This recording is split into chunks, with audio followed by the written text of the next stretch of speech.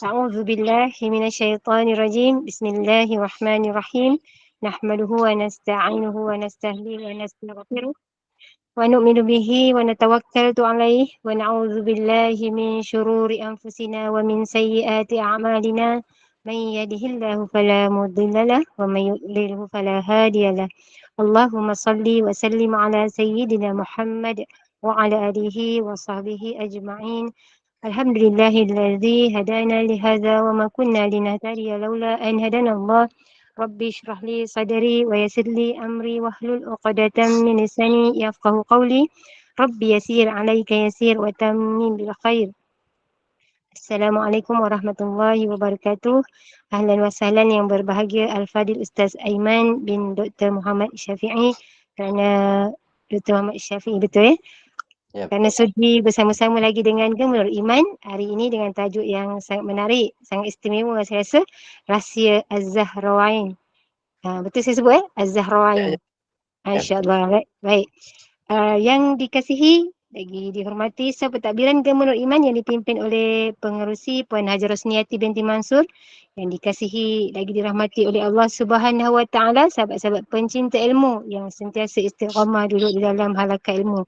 Jadi bagi memohon keberkatan kuliah kita pada malam ini, baiklah sama-sama kita membacakan umul kitab yang akan dipimpin oleh Al-Fadhil Ustaz untuk kita hadiahkan kepada baginda Rasulullah sallallahu alaihi wasallam, ahli keluarga baginda, para sahabat, para sadiqin, para syuhada, ahli ulama, guru-guru kita, ahli keluarga kita, serta tidak lupa untuk umat Islam di Gaza, Palestin, juga muslimin dan muslimat sama ada yang masih hidup ataupun yang telah kembali ke rahmatullah.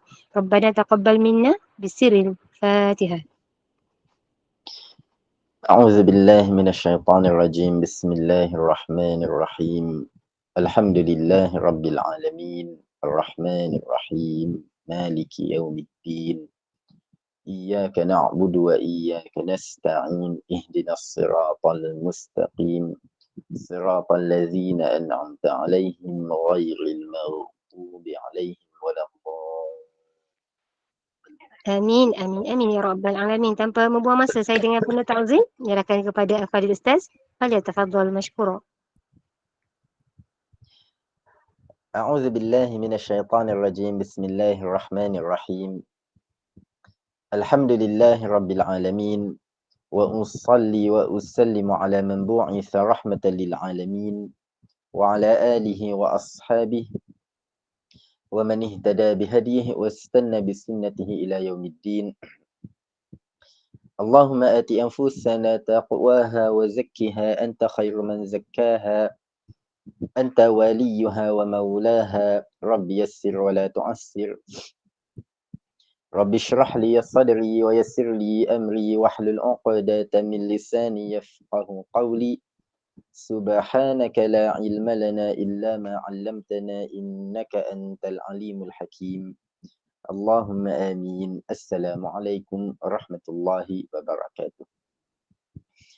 Alhamdulillah, kita bersyukur kepada Allah Subhanahu Wa Taala kerana masih memberi kita kesempatan dan peluang untuk sekali lagi kita berkumpul untuk saling menelusuri dan menghayati dan mentadabbur ayat-ayat daripada Al-Quran, dan semoga dengan itu kita tergolong di kalangan mereka yang Nabi sallallahu alaihi wasallam bersabda, khairukum man ta'allama al-Qur'ana wa 'allamah. Sebaik-baik kamu adalah orang yang mempelajari Al-Quran dan mengajarkannya. Dan kesinambungan daripada siri-siri dan pertemuan dan majlis ilmu kita sebelum ni, yang mana kita telah telusuri dan mentadabbur dan menghayati ayat-ayat daripada surah Al-Fatihah dalam beberapa siri pertemuan, dan kemudian kita telah buat sedikit perbandingan antara surah Al-Fatihah yang merupakan surah yang teragung di antara 114 surah Al-Quran dengan surah yang selepasnya, iaitu surah Al-Baqarah, yang merupakan surah yang mengandungi ayat yang teragung di antara kesemua 6,236 ayat Al-Quran, iaitu ayat kursi, Allahu la ilaha illa huwal hayyul qayyum. Dan juga kita telah bacakan beberapa hadis yang menceritakan mengenai kelebihan dan fadilat dan keistimewaan surah Al-Baqarah, yang mana antaranya adalah surah Al-Baqarah ini merupakan surah yang sangat ditakuti, digeruni oleh syaitan, sehingga syaitan tidak berani mendekati, apatah lagi memasuki mana-mana rumah yang dibacakan di dalamnya surah Al-Baqarah. Dan surah Al-Baqarah ini dikenali dengan nama Al-Baqarah, surah lembu betina. Yang mana nama Al-Baqarah ini diambil bersempena dengan kisah Bani Israel yang diperintahkan oleh Allah untuk menyembelih seekor lembu betina, yang mana kisah ini termuat di antara ayat 67 sehingga ayat 74 Al-Baqarah. Yang mungkin kita akan huraikan atau tadabbur kisahnya di kesempatan lain nanti insya-Allah. Tetapi kita lihat selain daripada surah ini dikenali dengan nama surah Al-Baqarah, surah ini juga mempunyai nama lain. Seperti mana surah Al-Fatihah yang telah kita kupas sebelum ini. Surah Al-Fatihah memiliki banyak nama yang pelbagai seperti Ruqyah, As-Salah, As-Sab'ul Masani, surah Al-Hamd, surah Ummul Quran dan lain-lain. Demikian surah Al-Baqarah juga selain nama Al-Baqarah, surah ini juga digelar sebagai surah Az-Zahrawain, iaitu surah Az-Zahrawain. Jadi surah Az-Zahrawain ni sebenarnya adalah nama lain bagi surah Al-Baqarah. Dan hakikatnya Az-Zahrawain adalah gelaran bagi dua surah di dalam Al-Quran. Dua surah di awal Al-Quran yang dimulakan dengan Alif Lam Mim. Dan dua-dua surah ini bersebelahan, iaitu surah Al-Baqarah yang dimulakan dengan Alif Lam Mim zalikal kitabu la raiba fihi hudal lil muttaqin. Dan surah selepas Al-Baqarah iaitu surah Ali Imran yang dimulakan dengan ayat Alif Lam Mim Allahu la ilaha illa huwal hayyul qayyum. Jadi dua surah yang bersebelahan ini yang merupakan surah yang sangat panjang, Al-Baqarah yang mengandungi 286 ayat dan surah Ali Imran pula yang mengandungi sebanyak 200 ayat. Yang kedua-dua surah ini dikenali dengan nama surah Az-Zahrawain. Dan apa makna Az-Zahrawain? Dan kenapa dua surah ini Al-Baqarah dan Ali Imran digelar sebagai Az-Zahra?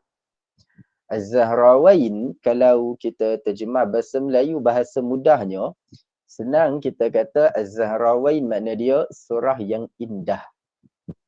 Az-Zahrawain, surah yang indah, iaitu Al-Baqarah dan Ali Imran. Kenapa dua surah ini dinamakan sebagai Az-Zahrawain, dua surah yang indah? Kerana sekalipun dua surah ini merupakan dua surah yang sangat-sangat panjang, tetapi dua surah ini mengandungi begitu banyak kisah-kisah yang sangat menarik. Umpama kalau kita nak bermusafir, kita mengembara contoh. Kita mengembara ke satu destinasi yang sangat jauh. Kalau perjalanan kita tu, sepanjang perjalanan yang jauh tu, katakan laluan yang kosong padang pasir sahaja. Sepanjang perjalanan tu, kita akan rasa bosan, kita akan rasa nilah lagi cepat penat, lagi cepat letih sebab tidak ada pemandangan yang pelbagai, yang macam-macam, yang cantik, yang indah, yang membuang rasa penat, meringankan beban musafir kita tu. Berbeza kalau kita musafir menuju ke satu destinasi yang jauh, tetapi sepanjang perjalanan tu kita disajikan, dihidangkan dengan pemandangan-pemandangan yang cantik, yang indah. Kita tempuhi satu perjalanan, sepanjang perjalanan kita lalu satu kawasan, kita nampak kawasan kebun-kebun. Lepas tu, lepas satu kawasan kebun tu, sampai satu kawasan pula, dah berapa puluh kilometer kita tempuh, lalu pula satu kawasan yang mungkin ada tasik. Lepas tu dah lepasi kawasan Tasik pula, mungkin kita lalu dekat kawasan yang ada bandar pula. Jadi sepanjang perjalanan tu ada pemandangan yang cantik, yang indah, yang pelbagai, yang berbeza-beza, yang membuatkan kita lupa kita punya rasa penat letih tu. Jadi bila mana surah Al-Baqarah dan Ali Imran ni merupakan surah yang sangat panjang. Bila kita mula daripada awal kedua-dua surah ni, Alif Lam Mim, dan lepas tu kita nak sampai dekat hujung surah, dekat akhir surah, La yukallifullahu nafsan illa wus'aha. Punya jauh tu, punya panjang perjalanan tu, kalau sepanjang Al-Baqarah, Ali Imran, semua hanya perintah, suruhan atau larangan. Perintah, suruhan atau larangan.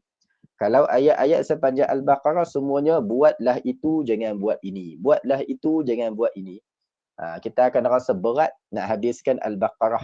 Sebab perjalanan panjang dan semua pemandangan dia sama je. Buat tu jangan buat ni, buat tu jangan buat ni. Jadi Allah nak ringankan bila kita membaca dan menghayati dan mentadabbur Al-Baqarah dan Ali Imran, surah yang sangat panjang ini, Allah sajikan kita dengan kisah-kisah yang sangat menarik. Ya, bukan sahaja kisah itu kisah yang menarik, bahkan kisah yang mengandungi banyak pengajaran yang boleh kita terapkan dan praktikkan dalam kehidupan harian kita. Jadi kerana itu kita akan lihat surah Al-Baqarah daripada awal surah ini dah dimulakan dengan kisah-kisah yang menarik yang membuatkan kita tertanya-tanya apa berlaku selepas itu, apa jadi setelah itu. Sampai ke tengah surah pun masih disajikan dengan kisah yang pelbagai daripada umat-umat terdahulu. Sampailah ke akhir surah Al-Baqarah yang diakhiri pula dengan kisah umat-umat yang masih hidup ketika ayat-ayat Al-Baqarah ini turun di Madinah kepada Nabi SAW. Jadi kita tengok daripada banyak-banyak kisah yang termuat di dalam surah Al-Baqarah. Untuk surah Ali Imran di kesempatan lain kita huraikan pula insya-Allah. Dalam sepanjang surah Al-Baqarah kita akan dapati banyak kisah-kisah, ada kisah yang panjang, ada kisah yang ringkas, ada kisah yang Allah cerita di dalam Al-Baqarah dan kemudian Allah cerita lagi dengan lebih terperinci dalam surah lainnya. Ada kisah yang Allah hanya cerita sekali sahaja di dalam Al-Baqarah dan tidak diulang atau diperincikan lagi di dalam surah lain. Tapi daripada banyak-banyak kisah yang terkandung di sepanjang surah Al-Baqarah ini, surah Az-Zahrawain, surah yang indah. Umpama kita dalam perjalanan yang panjang kita disajikan dengan pemandangan yang indah. Dalam Al-Baqarah kita disajikan dengan kisah-kisah yang indah yang meringankan kita untuk mentadabbur Al-Baqarah. Kesemua kisah-kisah yang termuat di sepanjang Al-Baqarah ni boleh kita rumuskan di dalam 4 kisah yang utama. Daripada awal hingga akhir Al-Baqarah, semua kisah yang terkandung di dalam surah ini ternaung di bawah 4 kisah utama. Yang mana kalau kita nampak, kita boleh gambarkan, kita faham dengan jelas 4 kisah utama ni dan semua kisah-kisah lain ternaung di bawah satu daripada 4 kisah ini. Mudah untuk kita fahami dan barulah kita akan nampak, Al-Baqarah ni nampak je panjang 286 ayat, rupanya senang aja surah ni. Bukanlah berat sangat pun. Asalkan kita tahu pembahagian topik di dalam surah ini. Jadi surah Al-Baqarah ini kita boleh bahagi kepada, kita kata sekitar 5 topik besar, 5 topik utama. Iaitu topik pertama adalah bahagian muqaddimah atau pengenalan umum, pembukaan surah. Iaitu yang terkandung di dalam ayat 1 sehingga ayat 30 atau lebih tepat ayat 29. Ni kira 29 ayat pertama sebelum masuk ayat 30. 29 ayat pertama dalam surah Al-Baqarah merupakan muqaddimah. Yang Allah cerita mengenai umat manusia secara umum. Allah tak ada sebut pasal umat kaum Nabi Nuh ke, kaum Lut ke, kaum Ad ke, kaum Samud, tak ada. Tak ada sebut nama siapa-siapa. Cerita pasal Al-Muttaqin, orang bertakwa. Cerita pasal Al-Fasiqin, orang yang fasik. Cerita pasal Al-Kafirin, orang yang kufur. Secara umum, tak ada sebut nama siapa-siapa. Nama umat tak ada, nama kaum tak ada, nama orang tak ada, nama malaikat tak ada, nama iblis, jin, setan pun tak ada. Tak ada sebut nama siapa-siapa. Jadi, tu pembukaan Al-Baqarah. Ayat 1 hingga 29 tu muqaddimah. Yang di kesempatan lain kita huraikan pula topik-topik kecil yang terbahagi pula dalam 29 ayat pertama ni. Kemudian bermula ayat 30 Al-Baqarah sehingga akhir surah ini yang ada 4 bahagian pula akan memuatkan 4 kisah utama di sepanjang Al-Baqarah, 4 kisah utama. Kita ingat je 4 kisah ni setelah bahagian muqaddimah pembukaan ayat 1 sampai 29. 4 kisah utama ini 3 daripadanya adalah kisah sejarah yang telah berlalu. Kisah sejarah umat yang dah habis dah sejarah mereka. Manakala sejarah yang keempat nanti pula adalah sejarah mengenai umat yang telah, kisah mengenai umat yang telah bermula sejarah mereka dengan penurunan Al-Quran di zaman Nabi SAW. Dan sejarah mereka masih berterusan hingga hari ini, hingga hari kiamat. Jadi apa dia? 4 kisah sejarah di sepanjang Al-Baqarah ni. Kita senaraikan dahulu keempat-empatnya supaya kita nampak dulu.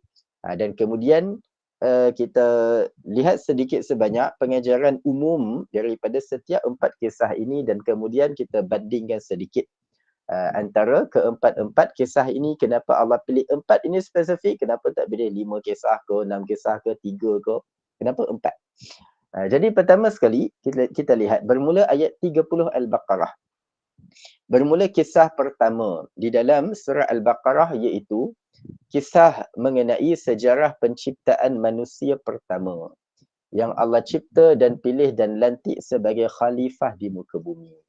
Kita boleh teka kisah siapa? Iaitu kisah Nabi Adam alaihissalam yang Allah cerita dalam 10 ayat sahaja dalam Al-Baqarah ayat 30 sampai ayat 39. Kisah Nabi Adam Allah cerita ringkas saja dalam Al-Baqarah. Nanti dalam surah-surah lain Allah cerita perinci lagi dalam surah Al-Hijr, dalam surah Taha, dalam surah Al-A'raf, dalam surah Sad. Banyak surah lain akan ulang lagi kisah Nabi Adam. Tapi dalam Al-Baqarah kisah Nabi Adam menjadi kisah pertama yang dicerita secara ringkas dalam 10 ayat, ayat 30 sampai 39. Ini kisah pertama. Apa kisahnya, apa cerita, apa pengajarannya, tu kejap lagi. Kita bagi nampak dulu. Satu persatu kisah pertama apa, kedua apa, ketiga apa, keempat apa. Adapun kisah yang kedua adalah kisah mengenai satu umat, satu golongan, satu kaum yang juga daripada keturunan Nabi Adam alaihissalam. Yang Allah beri begitu banyak nikmat yang begitu besar kepada mereka untuk menguji mereka bersyukur ataupun sebaliknya. Iaitu satu umat yang dikenali sebagai Bani Israel. Dan kisah mereka ini Allah cerita sejurus selepas kisah Nabi Adam. Kisah Nabi Adam tadi habis pada ayat berapa? 39. Jadi habis ayat 39, tak ada Allah cerita benda lain, lepas tu baru masuk, tak ada iklan kejap 30 saat, nak kena tekan skip ke tak payah skip, tak ada. Habis kisah Nabi Adam ayat 39, terus masuk kisah Bani Israel ayat 40. Allah berfirman, Ya Bani Israel, wahai Bani Israel, uzkuru ni'mati allati an'amta alaikum. Kenanglah, ingatlah akan segala nikmat aku yang telah aku beri kepada kamu. Jadi mula ayat 40, mula kisah Bani Israel sampai ayat berapa? Sampai ayat 123.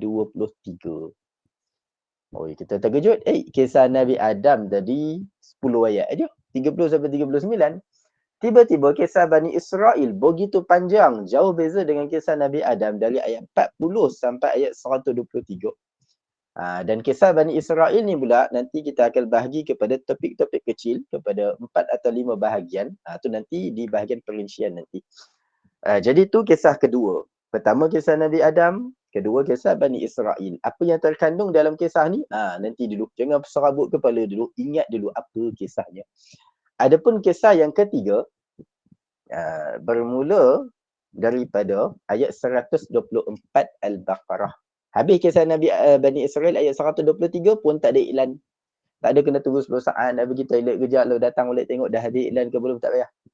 Habis ayat 123, masuk ayat 124, terus bermula kisah sejarah yang ketiga, iaitu sejarah mengenai seorang Nabi, seorang Rasul yang sangat agung, yang sangat mulia, yang sangat dibangga-banggakan oleh Nabi kita juga, Nabi SAW, iaitu seorang Nabi yang digelar juga sebagai Khalilullah, kekasih Allah, iaitu kisah Nabi Ibrahim alaihissalam.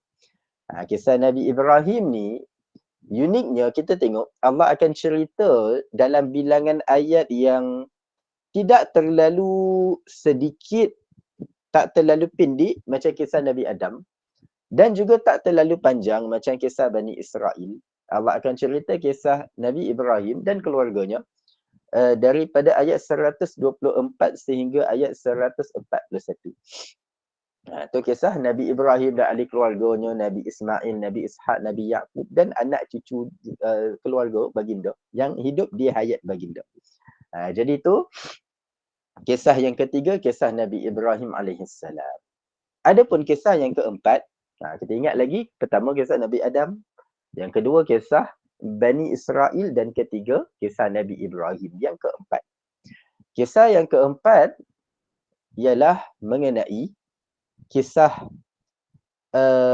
umat terakhir yang berpegang dengan kitab yang terakhir, yang mengikuti petunjuk dan sunnah Nabi Rasul yang terakhir, iaitu kisah umat Islam, umat Nabi Muhammad sallallahu alaihi wasallam. Jadi kisah keempat ni, kisah umat Islam, bermula daripada sejurus selepas habis kisah Nabi Ibrahim pada ayat 141. Kisah umat Islam bermula ayat 142 sehinggalah akhir Al-Baqarah pada ayat 286.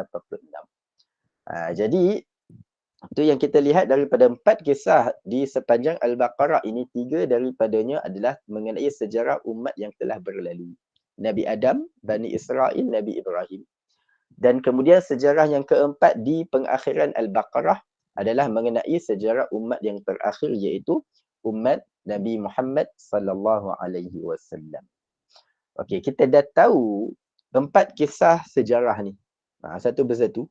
Dan bukan 4 kisah ni sahaja ada dalam Al-Baqarah, ada banyak kisah lain. Tapi semua kisah yang kecil-kecil, pendek-pendek, ringkas-ringkas dalam Al-Baqarah akan ternaung bawah satu daripada 4 kisah ini. 4 kisah yang paling utama. Dan satu perkara yang boleh kita perhatikan uniknya, dari kita tengok dari segi susunan terlebih dahulu. Yang mana bila Allah mulakan pertama dengan kisah Nabi Adam, diikuti dengan kisah Bani Israel, kemudian kisah Nabi Ibrahim, keempat kisah umat Islam. Kita buat perbandingan antara kisah yang pertama dengan yang terakhir dulu. Lepas tu kita buat perbandingan pula antara dua kisah di tengah-tengah. Okey, kisah yang pertama dengan kisah yang terakhir adalah susunan yang sangat logik, sangat masuk akal, sangat kena. Tak ada siapa akan tanya, kenapa Allah cerita kisah Nabi Adam dulu? Dan tak ada siapa akan tanya, kenapa kisah umat Islam Allah cerita last sekali?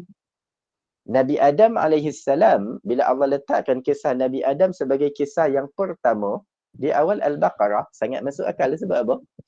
Sebab Nabi Adam adalah manusia pertama. Jangan kata Quran, kalau buku-buku kisah para Nabi, kisah sejarah pun, kalau senaraikan kisah-kisah umat-umat dahulu, akan cerita kisah Nabi Adam dulu. Memang Nabi Adam adalah Nabi pertama. Jadi bila letak kisah Nabi Adam sebagai kisah yang pertama dalam Al-Baqarah, sangat masuk akal. Kenalah, tak ada siapa pelik.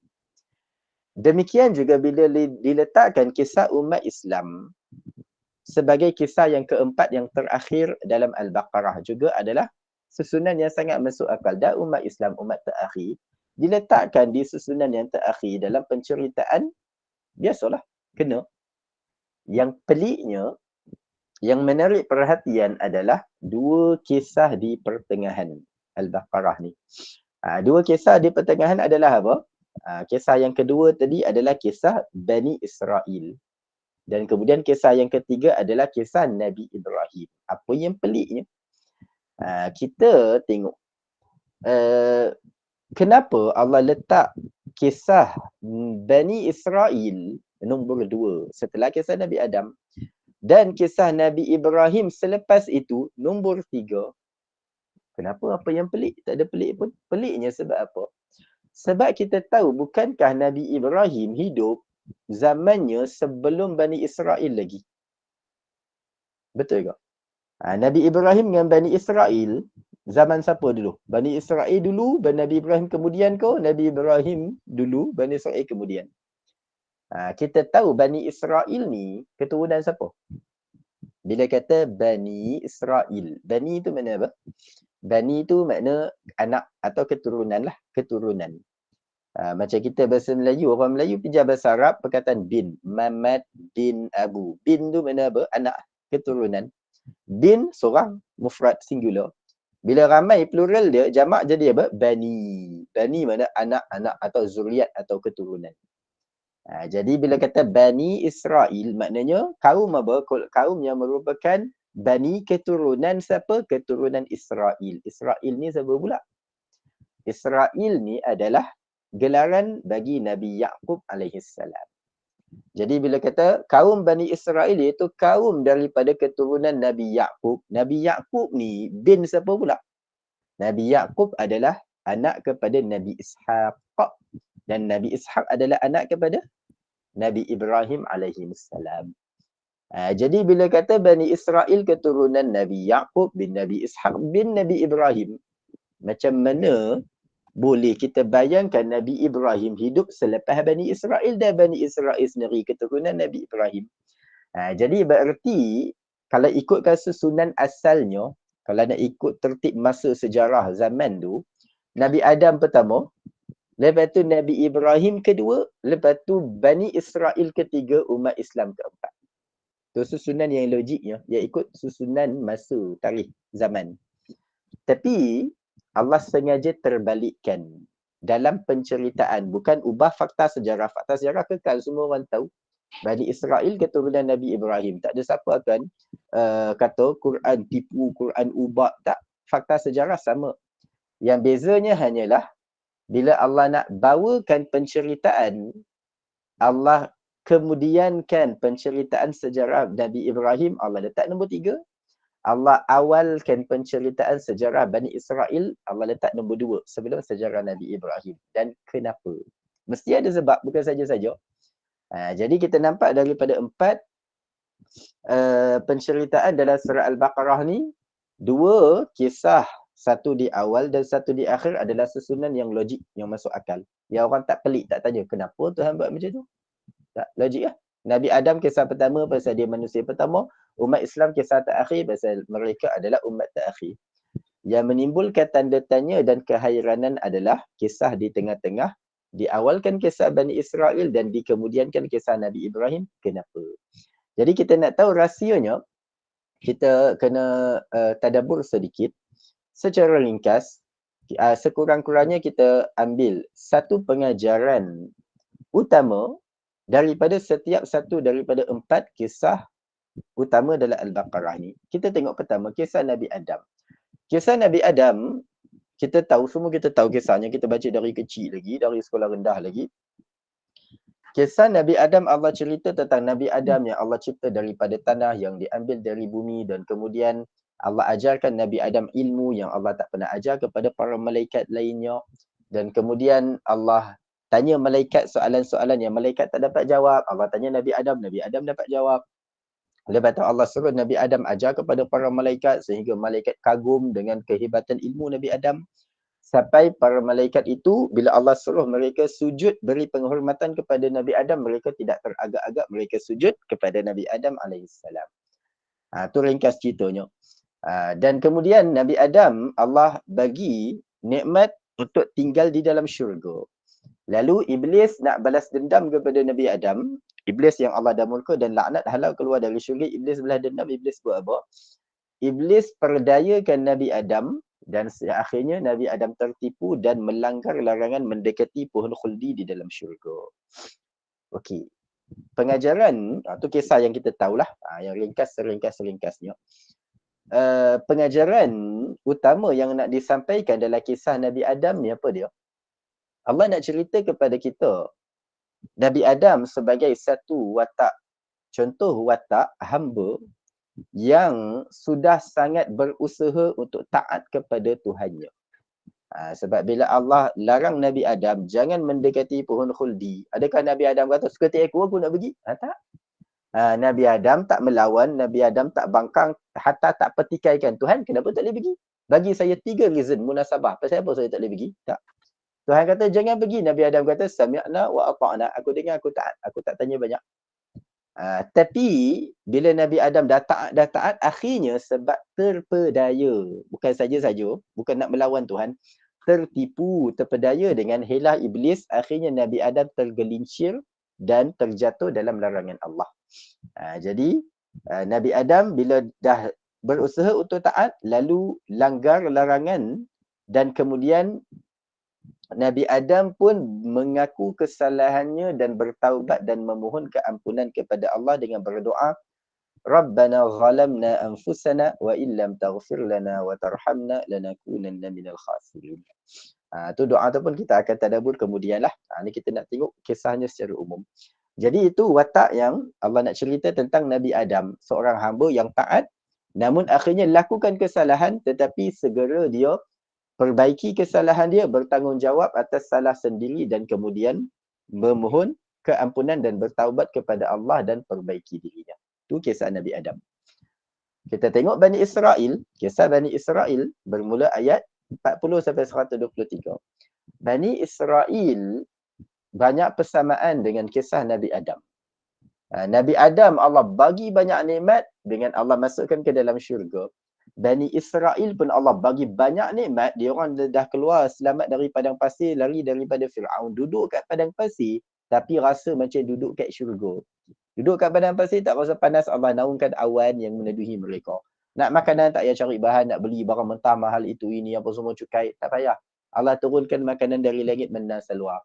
Nak minum air pun tak berkira-kira bil air pun nanti mahal, tak payah. Allah pancarkan 12 mata air daripada batu yang Nabi Musa pukul tegak-tegak baginda. Nikmat Allah bagi pada Bani Israel, tak payah bayar satu sen pun. Macam dalam syurga, semua free, semua percuma. Tapi apa jadi dengan Bani Israel? Allah bagi nikmat demi nikmat demi nikmat, makin banyak Allah bagi, makin mereka ingkar. Makin banyak kesenangan Allah bagi, makin mereka durhaka. Makin banyak Allah bagi limpah kurniaan kepada mereka, makin mereka menentang para nabi dan makin besar kepala. Jadi itu Bani Israel, Allah nak cerita tentang satu umat, satu kaum yang bila Allah bagi kesenangan kepada mereka, lalu mereka menjadi semakin buruk dan semakin kufur, semakin ingkar, dan bila ditegur, dinasihati, mereka angkuh dan sombong dan menentang Nabi Rasul yang menasihati, yang memperbetulkan kesalahan mereka. Jadi nampak dah beza Nabi Adam dengan Bani Israel. Nabi Adam Allah bagi banyak kesenangan dalam syurga, dan uji dengan satu larangan, Nabi Adam buat kesalahan tapi segera perbaiki kesalahan. Bani Israel Allah uji dengan kesenangan juga. Lalu mereka makin sombong dan makin angkuh dan buat satu kesalahan, tambah kesalahan kedua, ketiga dan tidak perbaiki langsung kesalahan mereka. Tu Bani Israel. Adapun kisah yang ketiga, iaitu apa dia ni? Kita sama sikit lagi. Adapun kisah yang ketiga, iaitu kisah siapa? Kisah Nabi Ibrahim alaihissalam yang bermula ayat 124 sampai ayat 141. Nabi Ibrahim agak-agak watak yang macam mana pula? Nabi Ibrahim Allah rumuskan kepribadiannya dan keunggulannya dan kehebatan keagungannya dalam ayat 124 pada pembukaan kisah. Allah berfirman, wa izibtala Ibrahim rabbuhu bikalimatin. Dan ingatlah ketika Allah menguji Nabi Ibrahim dengan beberapa ujian. Ujian yang berat. Lalu Nabi Ibrahim lulus ujian tu, lepasi semua ujian tu, Allah berfirman fa'atammahun. Lalu Nabi Ibrahim dapat melepasi semua ujian itu dengan sempurna. Makna bukan sekadar lulus cukup-cukup makan, dapat markah 60 ke atas ke, 50 ke atas ke, tak. Dapat 100% markah. Maknanya contoh yang lebih baik daripada Nabi Adam dan contoh yang jauh lebih sempurna daripada Bani Israel. Mana kalau Nabi Adam, contoh watak yang Allah uji dan dia lulus mungkin 80% markah, mungkin 90% dia buat satu kesalahan tapi kemudian dia cepat-cepat betulkan, segera bertaubat mohon keampunan, kisah Nabi Adam. Bani Israel pula contoh watak yang fail. Kesalahan demi kesalahan, lepas tu bila orang tegur, orang nak betulkan, salah tu kau kena jawab macam ni. Dia kata, pandai, memandai-mandai lah kau ni seperti aku lah, aku tahulah nak jawab macam mana. Tak nak dengar nasihat orang. Watak yang fail, Bani Israel. Adapun Nabi Ibrahim, daripada paper tu ada 40 soalan ke 50 soalan, semua dia jawab dengan tepat, dengan betul dan tak ada satu kesalahan pun, markah penuh 100%.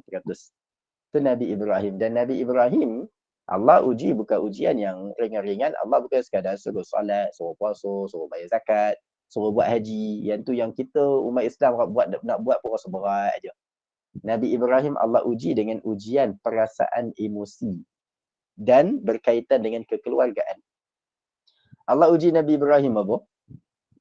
Dia ketika awal-awal dakwah kepada kaum dia sendiri, kepada keluarga dia juga, kepada bapa dia, atau dalam satu tafsiran kata pakcik dia, mereka menentang dia dan mereka nak bunuh dia, campak ke dalam api. Sampai akhirnya dia kata, inni muhajirun ila rabbi. Tak apalah, kamu semua dah tak boleh terima aku berhijrah. Aku tinggalkan kamu, aku berhijrah kepada Tuhan aku. Dia tinggalkan keluarga dia, negeri dia dan kaum dia. Lepas tu ingat dah boleh hidup aman damai, dah boleh ada masa depan yang baru. Dah ada keluarga baru, dah ada isteri Hajar dan anak Ismail. Nabi Ismail Tuhan suruh hantar pula anak dekat padang pasir dekat Mekah. Yang masa tu bukan kota pun, padang pasir, tanah kosong yang gersang, tak ada apa. Allah suruh tinggal kat situ, tinggal, ni abang bagi 1,000 ni, nanti bulan depan abang bank in lagi, tak ada. Tinggal kat anak bini kat situ dan tak ada siapa, tak ada orang kat situ, haiwan binatang pun tak ada. Kalau mati nak kena harapan, nak kena mati kena makan rimau pun tak ada harapan. Rimau pun tak ada kat situ. Yang ada hanya tak ada apa, kosong, padang pasir je. Bila anak dah besar sikit, Allah suruh balik semula. Nabi Ibrahim dah tinggalkan mereka, kemudian datang semula setelah berapa tahun datang melawat. Anak dah besar sikit, bukan datang untuk peluk, tanya nak daftar masuk sekolah mana, tak. Suruh datang semula berjumpa dengan keluarga untuk disembelih anaknya. Jadi ujian Nabi Ibrahim ni ujian yang sangat-sangat berat. Tapi Allah bagi tahu fa'atammahum. Semua ujian tu Nabi Ibrahim lalui dengan lulus dengan baik, dengan sempurna, tanpa bantahan sedikit pun kepada Allah Ta'ala. Dan apa ujian-ujian tu lebih terperinci bagaimana Nabi Ibrahim laluinya, kita cerita nantilah. Jadi tu watak ketiga. Contoh watak ketiga iaitu Nabi Ibrahim yang lulus dengan sangat baik, dengan sempurna semua ujian Allah ke atas baginda. Tu kisah Nabi Ibrahim. Habis 3 kisah ni. Kisah yang keempat adalah kisah siapa? Kisah kita, umat Islam. Yang bermula kisahnya ayat 142 dengan bermulanya penurunan Al-Quran dan wahyu kepada Nabi SAW. 1400 tahun dahulu dan sejarahnya masih berterusan hingga hari ini sampai hari kiamat. Jadi bila Allah letak kisah kita umat Islam di akhir Al-Baqarah, dengan tujuan apa? Dengan tujuan untuk kita mengambil iktibar dan pengajaran daripada 3 kisah yang sebelum kita. Sejarah umat bersebelum kita, ambil pengajaran dari kisah Nabi Adam, dari kisah Bani Israel, dari kisah Nabi Ibrahim.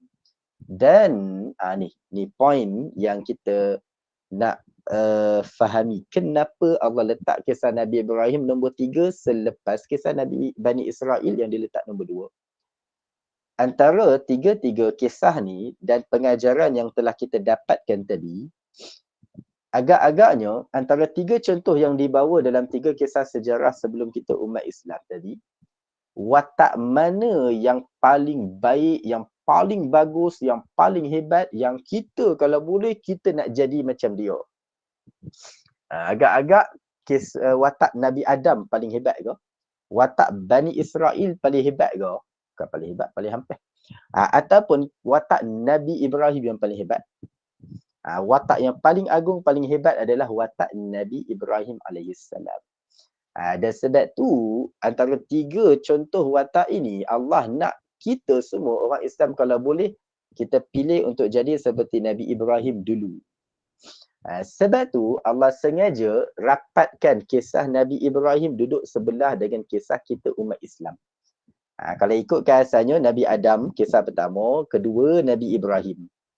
Ketiga Bani Israel, keempat kita. Maknanya Bani Israel punya kisah duduk sebelah kita umat Islam. So kita pun rasa kita dengan Bani Israel ni dekat je tu, perangai pun macam perangai Bani Israel. Beli barang pun harga-harga Yahudi.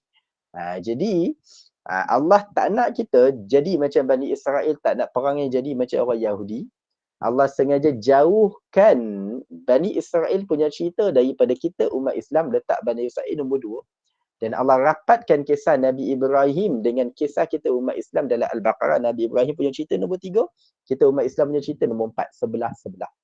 Supaya kita punya hati pun rasa dekat aja dengan Nabi Ibrahim, dan supaya dengan itu kita pun rasa dekat je untuk mencontohi kepribadian Nabi Ibrahim alaihissalam.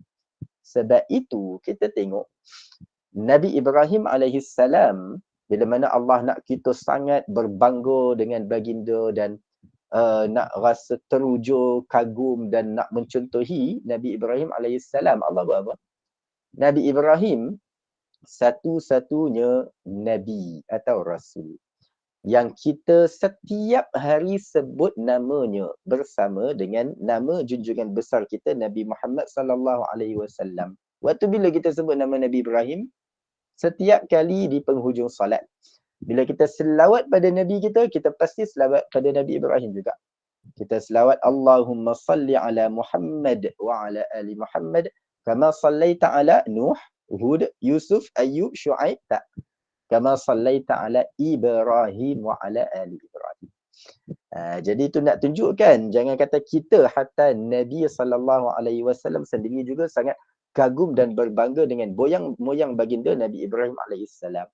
Sebab tu bila Nabi pergi Isra' Mi'raj tu, jumpa Nabi Adam, Nabi Yusuf apa semua tu, di setiap tingkat langit tu, tingkatan yang tertinggi di langit ke-7, Nabi kita jumpa dengan siapa? Nabi Ibrahim alaihissalam, yang sedang berehat di Al-Baitul Ma'mur, di rumah Allah di langit ke-7, maknanya di Kaabah, yang sebab setiap langit tu dia ada Kaabah dia dengan nama yang berbeza. Dan di Kaabah di langit ke-7 yang dinamakan sebagai Al-Baitul Ma'mur, yang Allah biar Nabi Ibrahim tinggal dan berehat di situ sebagai jasa Nabi Ibrahim telah membina rumah Allah di bumi, iaitu Kaabah yang terletak di Mekah. Jadi itu rahsia kenapa Nabi Ibrahim punya kisah Allah letak bersebelahan dengan kisah kita umat Islam. Supaya seolah-olah Allah nak bagi galakan, semangat, motivasi kepada kita umat Islam. Kamu nak lalui ujian cabaran dalam kehidupan dunia ni, untuk bahagia di dunia dan selamat di hari akhirat masuk syurga, contohilah sikap Nabi Ibrahim, sejarah yang paling dekat dengan kamu dalam Al-Baqarah. Kita semua cuba nak jadi macam Nabi Ibrahim. Tapi Allah bukan bagi kisah Nabi Ibrahim satu-satu contoh untuk kita teladani. Sebab apa? Allah tahu umat Islam bukan semua perfect boleh jadi macam Nabi Ibrahim. Tak. Umat Islam ni ramai. Jadi kita semua umat Islam tanamkan azam nak jadi hebat macam Nabi Ibrahim. Tapi kalau kita dah usaha, dah berazam, dah cuba untuk jadi orang yang hebat macam Nabi Ibrahim, tapi kemudian tergelincir, lakukan kesalahan, jatuh dalam dosa dan sebagainya, Allah bagi peringatan, tak apa bila kamu tak dapat jadi macam Nabi Ibrahim, bukan makna kamu fail, dah gagal, dah pergilah masuk neraka, aku tak nak tengok muka kau lagi. Tak. Allah bagi peringatan, kalau boleh jadi macam Nabi Ibrahim, tak boleh jadi macam Nabi Ibrahim, jangan sekali-kali jadi seperti kisah sebelum Nabi Ibrahim, iaitu kisah Bani Israel. Yang diorang dah lakukan satu kesalahan, lepas tu tambah kesalahan kedua, tambah kesalahan ketiga, dan tak nak perbetulkan kesalahan mereka, dan angkuh dan sombongnya menentang Nabi Rasul mereka sendiri. Dan tu kalau tak dapat jadi macam Nabi Ibrahim, jangan jadi macam Bani Israel. Nak jadi macam siapa? Jadilah seperti kisah sebelum Bani Israel, iaitu kisah Nabi Adam alaihissalam. Nabi Adam yang dah berusaha semampu mungkin untuk jadi insan yang paling sempurna, tapi kemudian akhirnya tergelincir, tertipu dengan helah dan tipu daya iblis. Namun Nabi Adam cepat-cepat akui kesalahannya dan perbaiki kesilapannya dan bermohon keampunan dan bertaubat kepada Allah Subhanahu wa taala. Jadi itu kita lihat pengajaran umum dan pengajaran-pengajaran utama daripada semua 4 kisah di dalam Al-Baqarah ini, dan mengapa Allah letakkan kisah Nabi Ibrahim agar bersebelahan dengan kisah umat Islam, dan Allah letak kisah Bani Israel dijarakkan sedikit, jauhkan sedikit daripada kisah kita umat Islam. Itu rahsia pertama. Dan juga rahsia kedua, satu sebelum kita akhiri majlis ilmu kita ni, juga kenapa Allah letak kisah Nabi Ibrahim nombor 3, agar kisah Nabi Ibrahim berada di tengah-tengah antara kisah kita umat Islam nombor 4 dengan kisah Bani Israel nombor 2. Kan, bila Allah letak kisah Nabi Ibrahim nombor 3, automatik kita umat Islam nombor 4, Bani Israel nombor 2, kisah Nabi Ibrahim duduk tengah-tengah antara kita dengan Bani Israel. Sebab apa? Sebab Allah nak bagi teguran juga kepada cucu cicit keturunan-keturunan Bani Israel yang terkemudian. Mana orang Yahudi yang masih hidup zaman Nabi SAW sampai hari ini. Bani Israel, diorang tahu dah kebenaran dan kenabian dan kerasulan baginda SAW. Diorang tahu Quran benar, wahyu dari Allah. Tapi kenapa orang Yahudi Bani Israel tak nak beriman? Satu alasan, sebab mereka kata apa? Mereka kata kami Bani Israel, orang Yahudi, hanya akan beriman dengan Nabi dari kalangan kami, keturunan kami, keluarga kami. Mana dia orang kata dulu Allah utus Nabi Musa, dia kaum keluarga kami, Bani Israel, kami beriman. Allah utus Nabi Daud, dia keturunan kami, kaum keluarga kami, Bani Israel, kami beriman. Tapi tiba-tiba Allah utus Nabi dari kalangan bangsa Arab, kaum Arab, bangsa lain, bukan bahasa kami, kaum lain. Kami tak ada kaitan dengan dia lah. Jadi Bani Israel, mereka tak nak beriman dengan Nabi SAW semata-mata dengan alasan sebab mereka kata Nabi Arab ni dia untuk orang Arab, dia tak ada kaitan dengan kita. Kita Bani Israel, dia bangsa Arab. Biarlah orang Arab je ikut, kita Bani Israel, kita ikut Nabi Musa je. Jadi Allah nak bagi tahu, tak, Bani Israel, kamu salah, kamu lupa fakta sejarah. Mereka kata Nabi bangsa Arab ni tak ada kaitan dengan mereka Bani Israel. Jadi orang Arab je yang wajib ikut. Jadi Allah nak bagi tahu Bani Israel, kamu lupa ke kamu Bani Israel dengan kaum bangsa Arab sebenarnya adalah satu keluarga, satu kaum. Sebab apa? Sebab kita kata tadi Bani Israel dari keturunan siapa? Keturunan Nabi Yaqub bin Ishaq bin Ibrahim. Dan bangsa Arab pun dari keturunan siapa? Bangsa Arab dari keturunan Nabi Ismail bin Ibrahim. Jadi tak kiralah Allah lantik Nabi tu, Allah pilih Nabi terakhir ni dari kalangan Bani Israel ke, atau dari kalangan Bani Ismail ke, dua-dua tu dari keturunan Nabi Ibrahim, sepupu sepakat aja. Jadi tu yang Allah nak bagi peringatan juga kepada Bani Israel. Bani Israel, kamu yang kisah nombor 2 ni, dengan umat Islam kisah nombor 4, nampak macam terpisah. Bukan satu umat, tak, sebenarnya kamu satu, kamu disatukan dengan kisah yang nombor 3 tengah-tengah, iaitu Nabi Ibrahim, yang daripada Nabi Ibrahim datang zuriatnya Bani Israel dari jalur Nabi Yaqub bin Ishaq, dan datang daripada Nabi Ibrahim keturunan bangsa Arab dari jalur Nabi Ismail alaihissalam. Jadi itu yang Allah nak beritahu kepada peteguran dan peringatan kepada Bani Israel supaya jangan jadi seperti iblis yang dia sukakan kepada perpecahan. Dia sukakan kepada perpecahan dan persengketaan dengan cara dia suka lihat pada perbezaan bukan pada persamaan. Bila iblis dulu, bila Tuhan suruh dia sujud pada Adam, dia tak nak sujud sebab dia rasa apa? Aku Tuhan cipta daripada api. Ana khairum minhu khalaqtani min narin wa khalaqtahu min tin. Dia tanya pada Tuhan, macam mana aku nak sujud pada dia? Aku lagi bagus. Aku ni api. Dia tanah, macam mana api yang kuat, yang membara.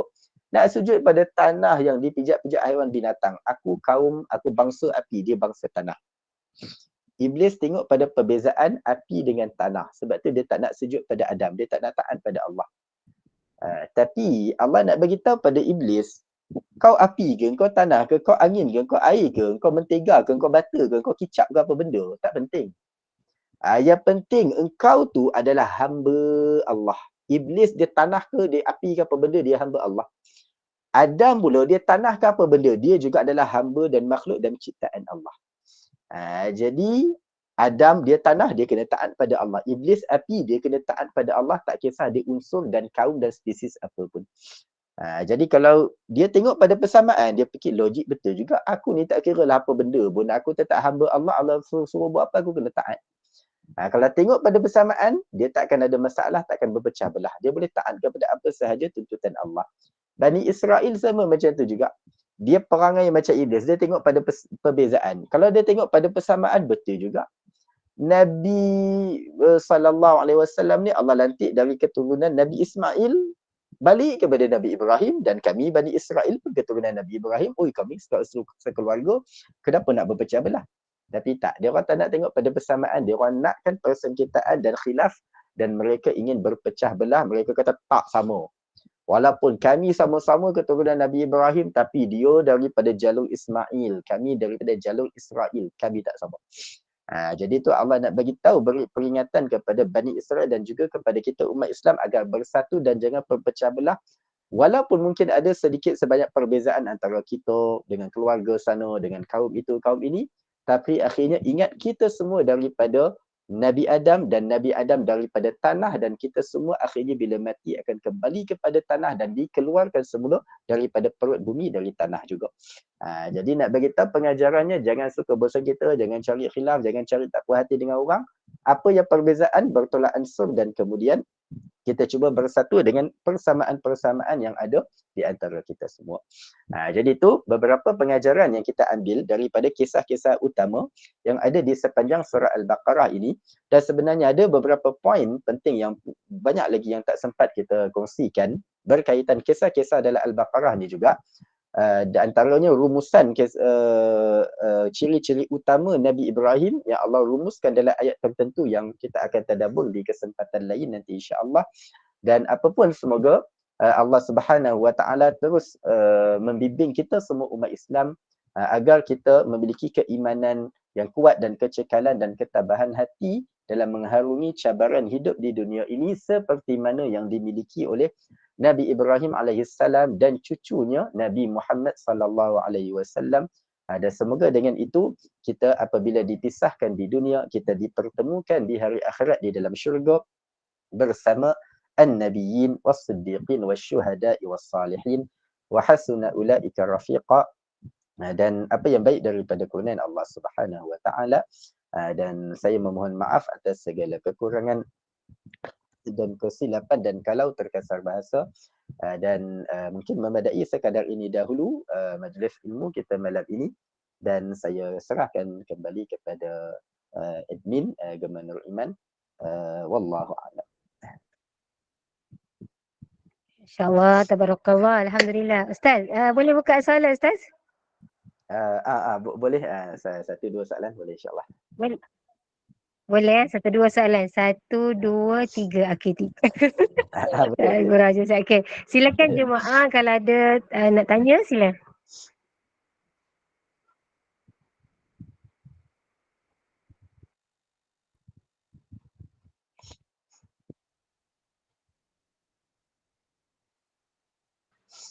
Jemaah tak ada soalan ni. Semua terkesima Ustaz. Masya Allah. Rasa tak cukup hari ni kot. Ini ada sambungan lagi. InsyaAllah, mudah-mudahan. Tak ada jemaah. Kalau tak. Kalau tak ada, kita tutup lah. Assalamualaikum Ustaz, nak tanya soalan ni. Ada, sila. Lain daripada tajuk tu, nak tanya sini. Kita kalau kita istiqamah, kita nak buat amalan kita sehari. Pengaji Quran, zikir. Tapi kitanya terlepas. Sibuknya kan. Jadi tak ada nak buat hari ni, kita kodoh tanya esok aku nak baca kemarin. Nak kodoh, kita terlepas zikir tu boleh ulang. Jadi buat hari ni balik. Yang kemarin terlepas maksudnya. Ya, boleh. Dia apa saja yang nak mengaji Quran sejuzuk sehari, tapi kita sibuk kemarin, kita gantilah kemarin kita baca hari ni. Ya, boleh. Ya, kerana Allah Ta'ala aku terlepas. Boleh. Boleh.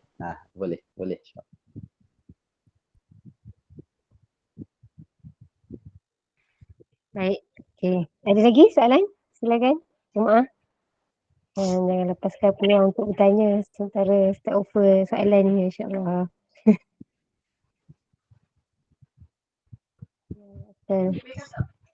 Okay, kalau tak ada, insyaAllah. Assalamualaikum Ustaz. Ada, sila. Ustaz, nak tumpang tanya, sebelum ni dalam kelas yang sebelum ni Ustaz ada mention pasal 5 ciri ahli syurga, tapi Ustaz tak elaborate. Tu yang point yang kita tak sempat nak kongsikan. Ya betul. Pun insya-Allah di sambungannya nanti insya-Allah. Oh baik. Terima kasih Ustaz. Insya-Allah. Jadi insyaAllah mudah-mudahan yang akan datang. Sama-sama nantikan surprise. Lepas raya lah nampaknya. Insya-Allah. Kena tunggulah. Maknanya nanti yang akan datang lepas raya insyaAllah. Mudah-mudahan Allah panjangkan umur kita insyaAllah. Ada lagi sekejap Kalau saya tengok. secara ringkas tak boleh Ustaz Apa dia? Kalau secara ringkas tak boleh Secara ringkas boleh Allah rumuskan 5 ciri utama ahli syurga itu di dalam ayat 3 dan ayat 4 Al-Baqarah. Nanti cuba baca ayat 3 dan ayat 4 Al-Baqarah tu. Dalam lingkungan 5 ayat pertama pembukaan Al-Baqarah, ciri pertama allazina yu'minuna bil ghaib, beriman dengan perkara yang ghaib. Yang kedua wa yuqimunas salah, mendirikan salat. Yang ketiga wa mimma razaqnahum yunfiqun, bersedekah atau infak. Yang keempat wallazina yu'minuna bima unzila ilaika wa ma unzila min qablik, beriman dengan Al-Quran, berpegang dengan Al-Quran.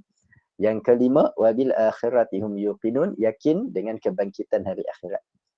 Tu yang secara ringkas lah huraian rinciannya di kesempatan dan insya-Allah. Terima kasih Ustaz. Sama-sama. So lagi Ustaz nak tanya. InsyaAllah. Al-Baqarah ni kita niat nak baca, kata hari ni Jumaat kita nak baca siapa. Habislah kan, maksudnya 2 juzuk suku. Jadi kita tidak baca straight, baca pagi tadi, tengah hari, malam mananya dalam sehari tu boleh? Boleh. Kena habis sama sehari, sama semasa. Ya boleh. Dia tak mesti sekali macam banyak sekaligus, tak semesti. Dalam hadis Nabi SAW bersabda, ahabbul a'mali ilallahi adwamuha wa in qal. Sebaik-baik keamalan yang paling disukai Allah adalah yang berterusan walaupun sedikit demi sedikit. Tak ada masalah, boleh. Maksudnya kita nak niat sehari tu dah kita panjang ke 2 juz suku. Ya. Mana dua juzuk suku. Maknanya kita ambil pagi tengah petang malam tu lah. Kira untuk hari tu boleh lah jadi amalan kita. Ya, boleh. Okay. Ingat kau satu masa kena baca Baqarah kat lama lah 2 juz suku. Ya. Gitu. Okay. Sebab takut juga amalan ni kita takut. Salah amal. Okey, terima kasih. Okey, Encik Had. Terima kasih. Ada lagi? Last. Tak tadi 1, 2. Okey. Kalau tak ada. Okey. Alhamdulillah. Walaupun secara ringkas tadi, ciri tadi, padat.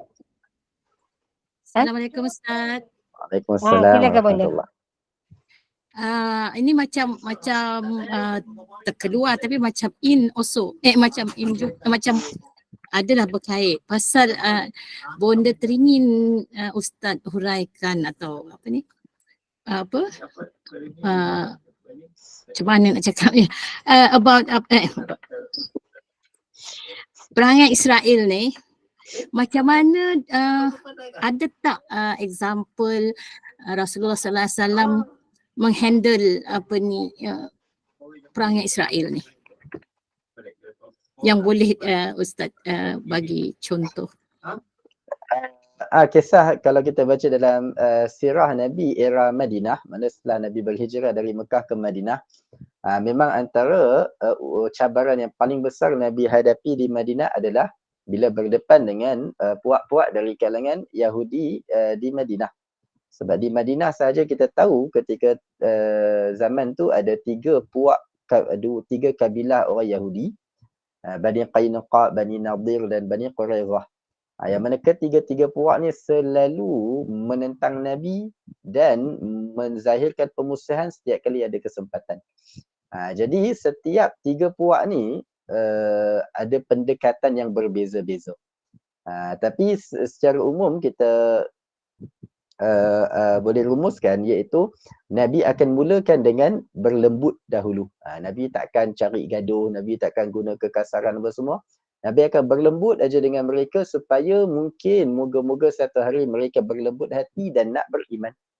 Tapi bila mereka yang semakin melampau suka menyalakan api pergaduhan dan perkauman dan peperangan, barulah bila dia orang melampau baru Nabi ambil tindakan kepada mereka. Ada yang diperangi, ada yang dihalau keluar dari Madinah, dan ada yang dijatuhkan hukuman mati sekalipun ada juga bila mereka bunuh orang Islam juga.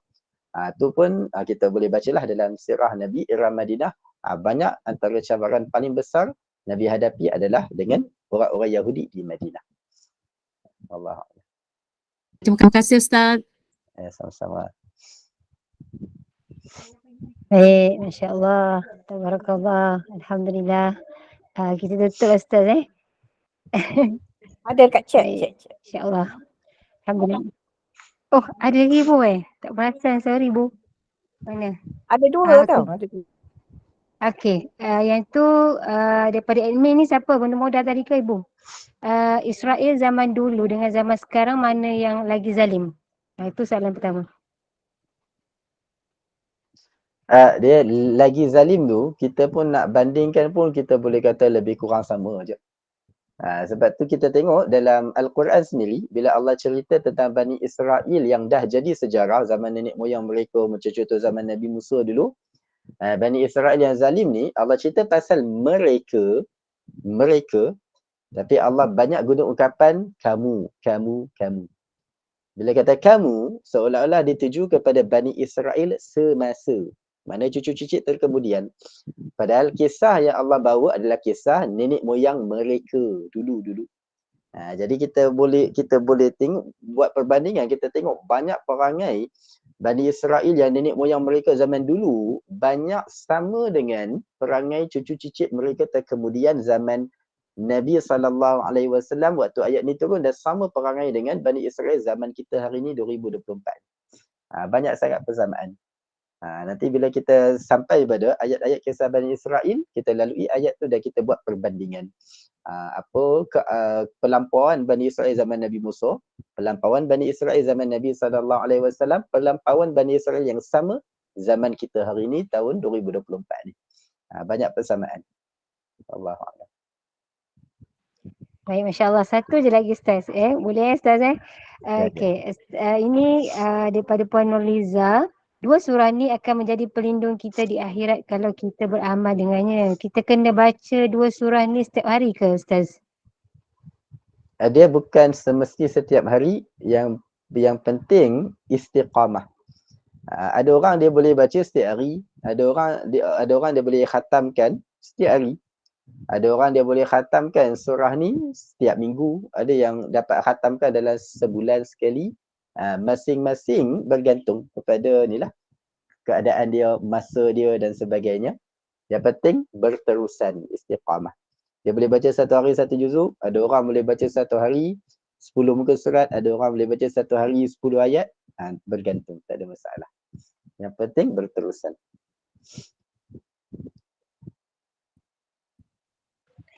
Baik, Alhamdulillah. Mudah-mudahan jemaah berperhatilah dengan jawapan, insyaAllah. Asal macam tak cukup masa kot ni Ustaz kalau nak bincang. Ada lagi yang akan ditanya, insyaAllah. Sebab sangat menarik lah. Sangat menarik kita punya tajuk pada malam ini, Az-Zahrawain ni. InsyaAllah mudah-mudahan kita ada diberikan oleh Allah rezeki lagi, diizinkan Allah nanti lepas raya ni, insyaAllah. Mudah-mudahan sama-sama kita doakan. Jadi barakallahu fi, jazakumullah khairan jaza Ustaz di atas perkongsian hari ini. Terima kasih kepada tim Gemanur Iman, sahabat-sahabat pencinta ilmu yang telah mengimarakan kuliah kita pada malam ini. Selepas ini kita tak ada kuliah Isyak, jadi kita boleh berehat awal lah. Jumpa besok seperti biasa, kuliah subuh 6.45 pagi. Dan saya mewakili Gemanur Iman memohon maaf sekiranya di sepanjang kuliah hari ini terdapat sebarang kekurangan dan kesilapan. Yang baik itu datang daripada Allah, yang tidak baik dan kelemahan itu daripada kami sendiri. Kita tangguh kuliah kita. Sebelum itu, saya mengucapkan Ramadan Karim kepada Ustaz dan semua jemaah. Mohon maaf ada salah dan silap. Jadi saya mohon Ustaz tutup dengan tasbih kafarah dan suratul As. Saya sudahi dengan wabillahi taufiq wal hidayah. Wassalamualaikum warahmatullahi wabarakatuh. Ma'assalamah wa ila liqa. سبحانك اللهم وبحمدك أشهد أن لا إله إلا أنت أستغفرك وأتوب إليك. بسم الله الرحمن الرحيم. العصر إن الإنسان لفي خسر إلا الذين آمنوا وعملوا الصالحات وتواصوا بالحق وتواصوا بالصبر والحمد لله رب العالمين والسلام عليكم ورحمة الله وبركاته.